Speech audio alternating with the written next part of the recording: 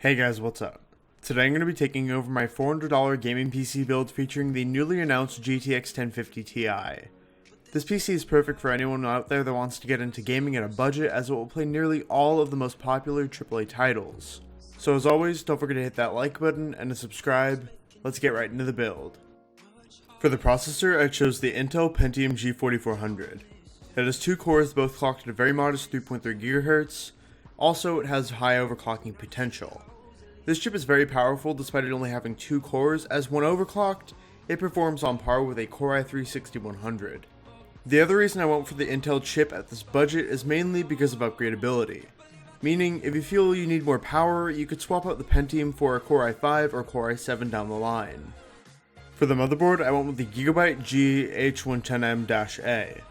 Despite the price of this board, it still does have some very nice features bundled into it, like USB 3.0 headers and SATA 6GB/s ports to get the max speed out of your hard drives. Also, it has the option to upgrade the CPU or add another stick of RAM in the future. For the RAM, I chose an 8GB stick of a Vexor Core series that's clocked at 2400 MHz. The single DIMM will populate one of the 2 DIMM slots on the motherboard, so if you want to expand memory in the future, all you have to do is pop in another DIMM. Also, the Vexor memory features an LED bar on the heat spreader to match the color scheme of your build. For the hard drive, I went with the Seagate Barracuda with 1TB of storage and a standard 3.5-inch form factor. It also spins at 7200 RPM, which is your standard hard drive speed.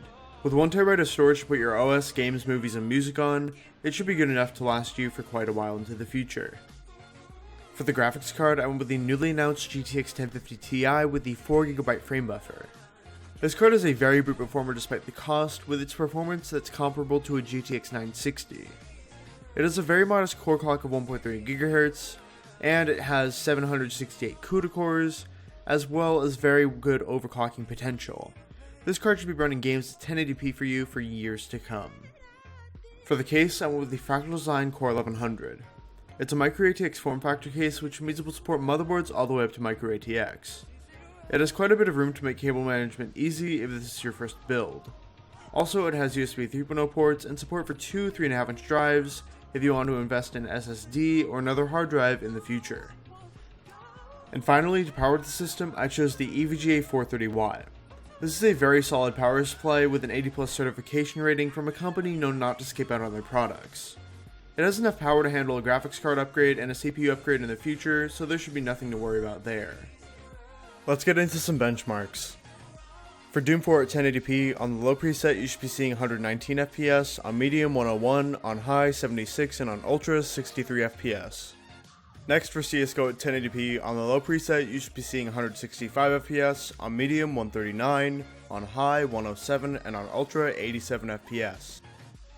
And finally, for Overwatch at 1080p, on the low preset you should be seeing 132 FPS, on medium 112, on high 84, and on ultra 70 FPS. And that concludes this $400 gaming PC build for the month of October 2016. If you found this video helpful and you enjoyed it, please drop a like down below, and don't forget to subscribe. Thank you guys for watching. Bye. I can't believe I let you